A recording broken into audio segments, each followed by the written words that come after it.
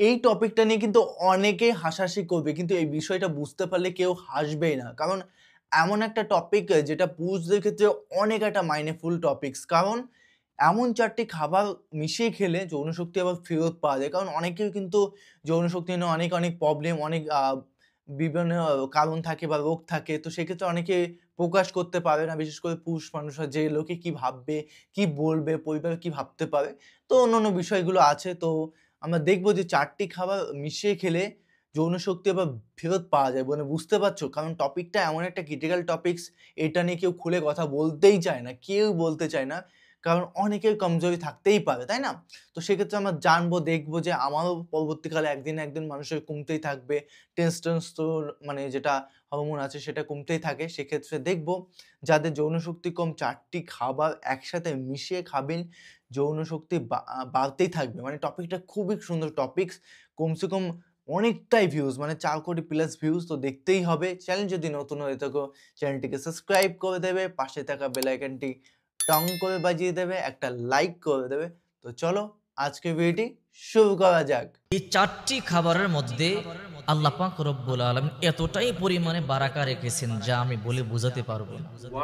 এই ৪টি খাবার যদি আপনি প্রতিদিন রাতে খেতে পারেন, মৃত্যুর আগ পর্যন্ত আপনার যৌবন শক্তি কমবে না। যাদের যৌবন শক্তি নষ্ট হয়ে গেছে, যদি আপনারা নিয়মিত ৪টি খাবার প্রতিদিন রাতে মিশিয়ে খান, হারানো যৌবন ফিরে পাবেন। এই ৪টি খাবারের কথা আল্লাহ পাক রব্বুল আলামিন কোরআনে বারবার বলেছেন। রাসূল পাক সাল্লাল্লাহু আলাইহি ওয়াসাল্লাম হাদিস শরীফের মধ্যে এই ৪টি খাবারের কথা বারবার বলেছেন। রাসূল পাক সাল্লাল্লাহু আলাইহি ওয়াসাল্লাম যখন কোনো মানুষ অসুস্থ হয়ে যেত, তাদেরকে এই ৪টি খাবার সাজেস্ট করতেন। রাসূল পাক সাল্লাল্লাহু আলাইহি ওয়াসাল্লাম বিসমিল্লাহ বলে এই ৪টি খাবার থেকে একটি খাবার খাওয়ায় দিতেন। আল্লাহ পাক রব্বুল আলামিন সুস্থ করে দিয়েছেন। আর এই ৪টি খাবারকেই আল্লাহ পাক রব্বুল আলামিন শিফা বলেছেন। রাসূল পাক সাল্লাল্লাহু আলাইহি ওয়াসাল্লাম শিফা বলেছেন। দেখেন যৌবন মানুষের ইম্পর্টেন্ট একটা জিনিস। যারা যৌবন নাই তার মতো পোড়া কপাল আর কে আছে? আজকে দূষিত আবহাওয়া, অপুষ্টিকর খাবারের কারণে আজকের যুব সমাজ অতি অল্প বয়সে যৌবন শক্তি হারায় ফেলতেছে, যৌবন শক্তি নষ্ট হয়ে যাচ্ছে। তবে যদি আপনি অবস্থাতে যদি এই ৪টি খাবার নিয়মিত প্রতিদিন রাতে মিশিয়ে খেতে পারেন, তাহলে ইনশাআল্লাহ মৃত্যুর আগ পর্যন্ত যতদিন আল্লাহ আপনাকে হায়াত দান করেন, ৮০ বছর বয়সও আল্লাহ পাক রব্বুল আলামিন আপনার যৌবন শক্তি ঠিক রাখবেন যদি আপনি নিয়মিত এই খাবারগুলো খেতে পারেন। এর মধ্যে ১ নাম্বার হলো কানি জিরা। বুখারী শরীফের ৫২৮৫ নাম্বার হাদিস, বিশ্বনবী মুহাম্মদুর রাসূলুল্লাহ সাল্লাল্লাহু আলাইহি ওয়াসাল্লাম বলেন, ইন্না হাযিহিল হাব্বাতাস সাওদা শিফাউম মিন কুল্লি দাইন। এই কালিজিরা সমস্ত রোগের ঔষধ, সাম ব্যতীত। সাহাবায়ে কেরাম বলে, ইয়া রাসূলুল্লাহ, সাম কাকে বলে? রাসূল পাক সাল্লাল্লাহু আলাইহি ওয়াসাল্লাম বলেন, সাম হলো মৃত্যু। তার মানে মৃত্যু ছাড়া সমস্ত রোগের ঔষধ হলো এই কালিজিরা। এই জন্য সব সময় কালিজিরা খাওয়ার একটা অভ্যাস করবেন। বুখারী শরীফের ৫২৮৫ নম্বর হাদিস, খালিদ ইবনে আব্দুল্লাহ রাদিয়াল্লাহু তাআলা থেকে বর্ণিত। তিনি বলেন, আমরা একবার যুদ্ধের ময়দানে ছিলাম। তো আমাদের একজন সঙ্গী অসুস্থ হয়ে পড়লো, আমরা তাকে মদিনায় নিয়ে আসলাম। তখনও তিনি অসুস্থ ছিলেন। ইবনু আতিক রাদিয়াল্লাহু তাআলা আনহু দেখবার জন্য আসলেন। আসার পরে বললেন, তোমরা যখন অসুস্থ হবে তোমরা কালিজিরা খাবে। তোমরা সব সময় তোমাদের সাথে কালিজিরা রাখবে। যখন তোমরা অসুস্থ হবে ৫টা অথবা ৭টি দানা বিসমিল্লাহ বলে খাবে, আল্লাহ পাক রব্বুল আলামিন সুস্থ করে তুলবে। কারণ মা আয়েশা রাদিয়াল্লাহু তাআলা আনহা বলেন, রাসূল পাক সাল্লাল্লাহু আলাইহি সাল্লাম বলেছেন, ইন্না হাযিহিল হাব্বাতাস সাওদা শিফাউম মিন কুল্লি দাইন। এই কালিজিরা সমস্ত রোগের ঔষধ, ইল্লা সাম, সাম ব্যতীত। সাহাবায়ে কেরাম জিজ্ঞাসা করলেন, নবীজি সাম কাকে বলে? নবীজি বললেন, মৃত্যু। তার মানে মৃত্যু ছাড়া যত রোগ এই দুনিয়াতে আছে, দেখা রোগ না দেখা রোগ, সমস্ত রোগ, ছোট রোগ বড় রোগ, নতুন রোগ পুরাতন রোগ, রাসূল পাক সাল্লাল্লাহু আলাইহি সাল্লাম বলেন এই কালিজিরা সমস্ত রোগের ঔষধ। আপনি ঘরে কালিজিরা রাখবেন, যখন আপনি অসুস্থ হবেন বিসমিল্লাহ বলে কালিজিরা খাবেন, বিশ্বাস রাখবেন আল্লাহর উপরে, রাসূলের উপরে, অবশ্যই আল্লাহ পাক রব্বুল আলামিন আপনাকে সুস্থ করে তুলবে। ২ নাম্বার হলো খেজুর। এই খেজুর সম্পর্কে আল্লাহ পাক রব্বুল আলামিন কোরআনে বারবার বলেছেন এই খেজুর জান্নাতি খাবার। শুধু কোরআনেই নয়, হাদিস শরীফের মধ্যে রাসূল পাক সাল্লাল্লাহু আলাইহি ওয়াসাল্লাম বারবার বলেছেন। সূরা মারইয়ামের ২৩ নম্বর আয়াত দেখেন, ফাআজাআহাল মাখাদু ইলা জিদঈন নাখলাতি ক্বালাত ইয়া লাইতানি মিতু ক্বাবলা হাযা ওয়া কুনতু নাসিয়াম মানসিয়া ফানা فناداها من تحتها ألا تحزني قد جعل ربك تحتك سريا وهزي إليك بجذع النخلة تساقط عليك رطبا جنيا ঈসা আলাইহিস সালামের মা মরিয়ম আলাইহিস সালাম যখন অলৌকিকভাবে গর্ভে সন্তান ধারণ করলেন, পেট একটু বড় হয়ে গেল, চিন্তিত হয়ে পড়লেন। এই হেন পরিস্থিতিতে আমি মানুষদেরকে কি জবাব দেব, মানে জিজ্ঞাসা করলেন বাবাকে কি বলবো। সেজন্য এলাকা ছেড়ে উনি পলায়ন করলেন, দূরে কোথাও চলে গেলেন। فأجاءها المخاض إلى جذع النخلة, প্রসব বেদনা তাকে একটা খেজুর বৃক্ষের নিচে আশ্রয় গ্রহণ করতে বাধ্য করলো। قالت يا ليتني مت قبل هذا وكنت نسيا منسيا, তখন তিনি বলতেছিলেন হায় যদি এর আগে যদি আমার মৃত্যু হয়ে যেত অথবা মানুষের জীবন থেকে যদি আমি বিলুপ্ত হয়ে যেতাম, এটা আমার জন্য ভালো ছিল। আমার এই অবস্থা, আমি মানুষকে কি জবাব দেব, এই সন্তানের পিতাকে কি বলবো আমি। فناداها من تحتها ألا تحزني قد جعل ربك تحتك سريا, নিম্ন দেশ থেকে ফেরেশতারা আওয়াজ দিল, হে মারিয়াম তুমি চিন্তিত হয়ো না, তোমার পায়ের নিচে আল্লাহ পাক রব্বুল আলামিন একটা নহর জারি করে দিয়েছে।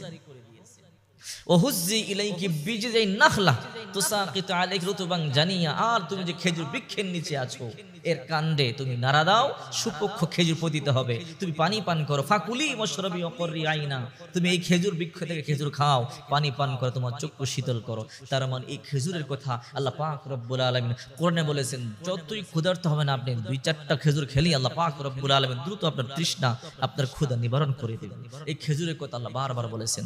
2 নম্বর খাবার হলো খেজুর।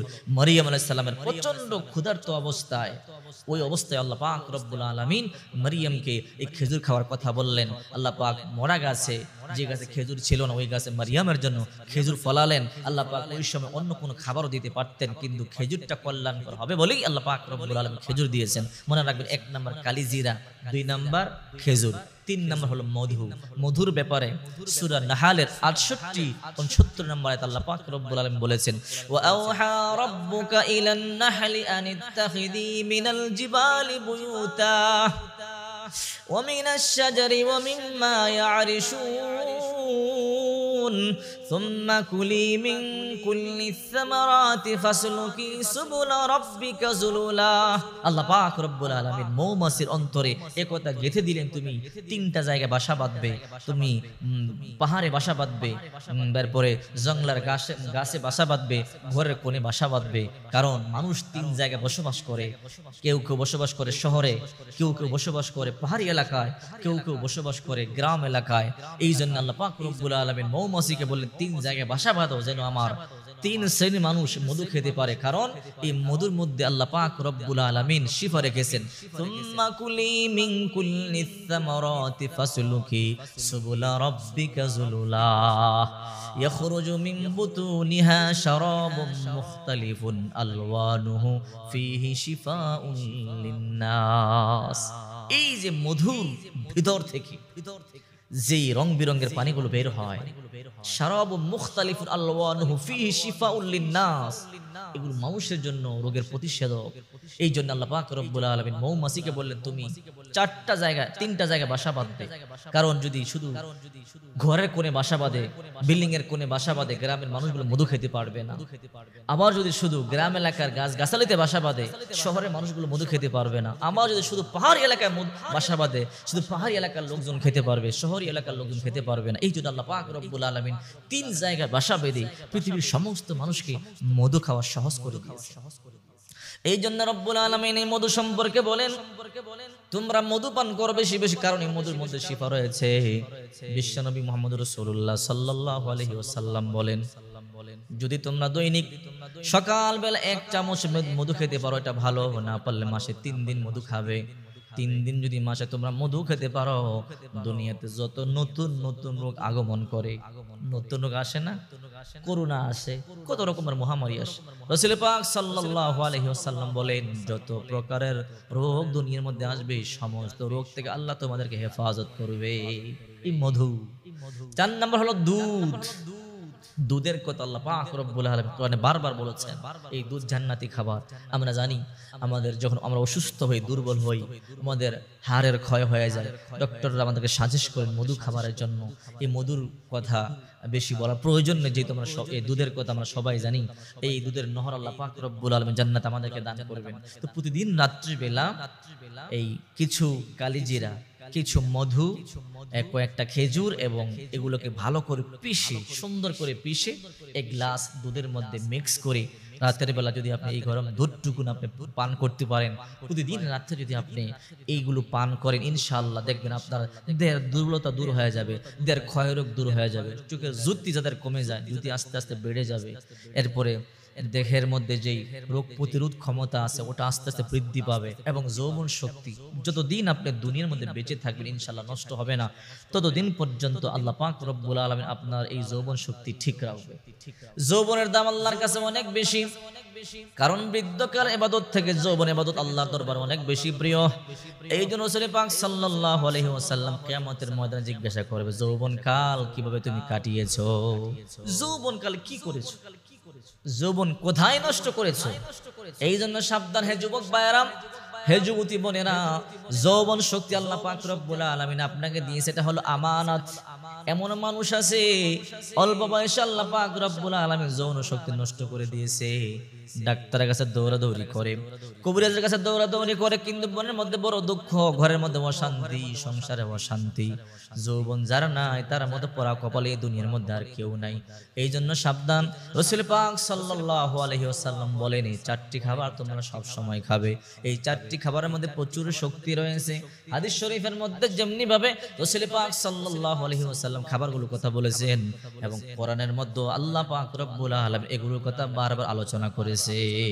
এই চারটি খাবার প্রতিদিন রাতে একত্রে মিশিয়ে আপনি খাবেন, টেনশন নাই। আল্লাহ পাক রব্বুল আলামিন মৃত্যুর আগ পর্যন্ত আপনার যৌবন ঠিক রাখবে। আপনি খাওয়া শুরু করেন, আপনি খেলেই বুঝতে পারবেন এর মধ্যে কতটা পাওয়ার রয়েছে। হুজুর এমন এমন খাওয়ার কথা বলে গেল, সেটা তো আমাদের অ্যাভেলেবেল, এতটাই অ্যাভেলেবেল, যেগুলো সত্ত্বেও আমরা কিন্তু জানতামই না যে এতটা মাইন্ডফুল পুরুষ, মানে পুরুষ যে যৌন শক্তির ক্ষেত্রে এতটা মাইন্ডফুল, মানে হারিয়ে যাওয়া জিনিস সেটাকে ফেরত পাওয়া যায়। প্রথমত বললো কালো জিরে, মধু, তারপরে তোমার হচ্ছে খেজুর, খেজুর বললো, আর লাস্টেরটা হচ্ছে দুধ। তো চারটে এত মানে এগুলো এতটাই অ্যাভেলেবেল, আমরা যখন তখন খেতে পাই, বা কোনো সমস্যাই হবে না খুঁজতে, বা এমন টপিক আমরা ছাড়তে পারবো না যে এটা আমাদের এখানে পাওয়া যায় না, এটা তো ওখানে পাওয়া যায়। তো সবগুলো কিন্তু আমাদের দেশের মধ্যে, আমাদের পাড়ার মধ্যে, আমাদের গ্রামের মধ্যে সব জায়গায় কিন্তু পাওয়া যায়, এইগুলো অ্যাভেলেবেল এতটাই।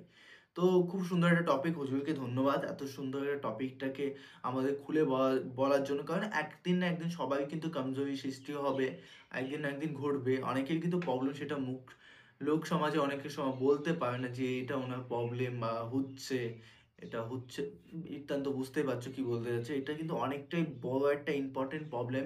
এটা চলে গেলে তো আর কিচ্ছু জীবনে থাকে না লাইফের মধ্যে, তাই না? তো যাই না কেন, তোমাদের কেমন লাগলো অবশ্যই অবশ্যই কমেন্টে কমেন্ট করে জানাও, এবং কী ধরনের ভিডিও রিয়াকশন চাই সেটাও কমেন্ট বক্সে কমেন্ট করে জানিয়ে দিও। তো চলো guys, bye bye, take care.